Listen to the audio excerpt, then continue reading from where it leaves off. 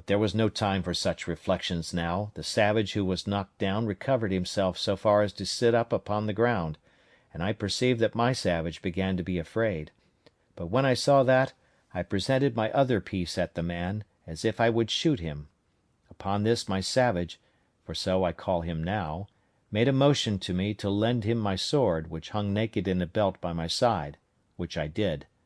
He no sooner had it but he runs to his enemy, and at one blow cut off his head so cleverly, no executioner in Germany could have done it sooner or better, which I thought very strange for one who, I had reason to believe, never saw a sword in his life before, except their own wooden swords.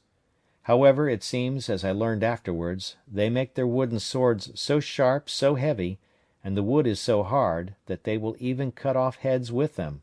ay, and arms, and that at one blow too. When he had done this, he comes laughing to me in sign of triumph, and brought me the sword again, and with abundance of gestures which I did not understand, laid it down, with the head of the savage that he had killed, just before me. But that which astonished him most was to know how I killed the other Indian so far off. So pointing to him he made signs to me to let him go to him, and I bade him go, as well as I could. When he came to him he stood like one amazed, looking at him, turning him first on one side, then on the other, looking at the wound the bullet had made, which it seems was just in his breast, where it had made a hole, and no great quantity of blood had followed, but he had bled inwardly, for he was quite dead. He took up his bow and arrows, and came back. So I turned to go away, and beckoned him to follow me, making signs to him that more might come after them. Upon this he made signs to me that he should bury them with sand, that they might not be seen by the rest, if they followed, and so I made signs to him again to do so. He fell to work, and in an instant he had scraped a hole in the sand with his hands big enough to bury the first in, and then dragged him into it and covered him, and did so by the other also. I believe he had buried them both in a quarter of an hour. Then, calling away, I carried him, not to my castle, but quite away to my cave, on the farther part of the island, so I did not let my dream come to pass in that part, that he came into my grove for shelter. Here I gave him bread and a bunch of raisins to eat, and a draught of water, which I found he was indeed in great distress for, from his running, and having refreshed him, I made signs for him to go and lie down to sleep, showing him a place where I had laid some rice straw and a blanket upon it, which I used to sleep upon myself sometimes, so the poor creature lay down and went to sleep. He was a comely, handsome fellow, perfectly well made, with straight, strong limbs, not too large, tall, and well shaped, and as I reckon about 26 years of age. He had a very good countenance, not a fierce and surly aspect, but seemed to have something very manly in his face, and yet he had all the sweetness and softness of a European in his countenance too, especially when he smiled. His hair was long and black, not curled like wool, his forehead very high and large, and a great vivacity and sparkling sharpness in his eyes. The colour of his skin was not quite black, but very tawny, and yet not an ugly, yellow, nauseous tawny, as the Brazilians and Virginians and other natives of America are, but of a bright kind of a dun olive colour, that had in it something very agreeable, though not very easy to describe. His face was round and plump, his nose small, not flat, like the negroes, a very good mouth, thin lips, and his fine teeth well set, and as white as ivory.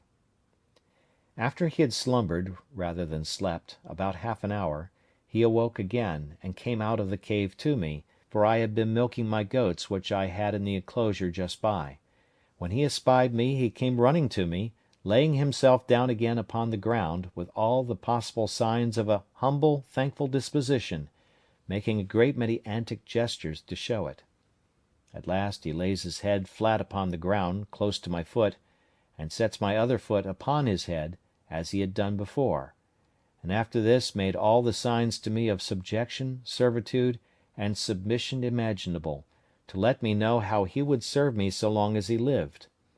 I understood him in many things, and let him know I was very well pleased with him. In a little time I began to speak to him, and teach him to speak to me,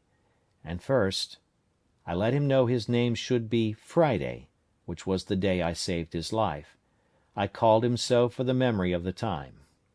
I likewise taught him to say master, and then let him know that was to be my name. I likewise taught him to say yes and no, and to know the meaning of them. I gave him some milk in an earthen pot, and let him see me drink it before him, and sop my bread in it, and gave him a cake of bread to do the like, which he quickly complied with, and made signs that it was very good for him.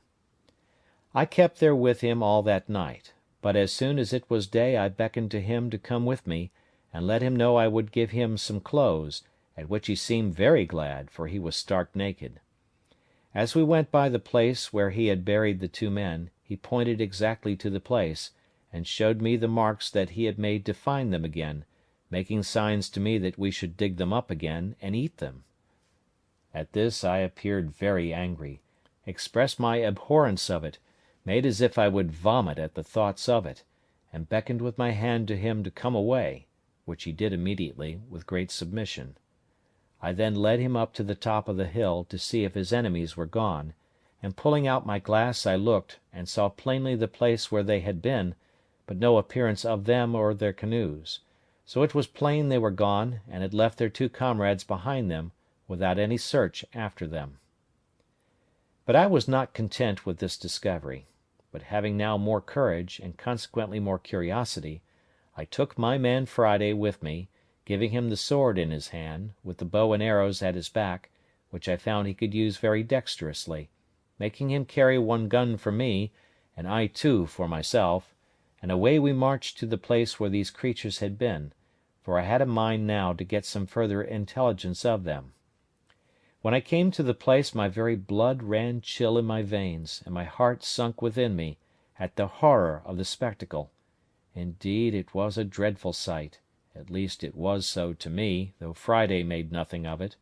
The place was covered with human bones, the ground dyed with their blood, and great pieces of flesh left here and there, half eaten, mangled, and scorched;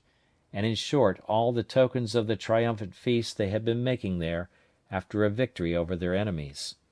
I saw 3 skulls, 5 hands, and the bones of 3 or 4 legs and feet, and abundance of other parts of the bodies; and Friday, by his signs, made me understand that they brought over 4 prisoners to feast upon, that 3 of them were eaten up, and that he, pointing to himself, was the 4th, that there had been a great battle between them and their next king, of whose subjects, it seems, he had been one, and that they had taken a great number of prisoners, all which were carried to several places by those who had taken them in the fight, in order to feast upon them, as was done here by these wretches upon those they brought hither.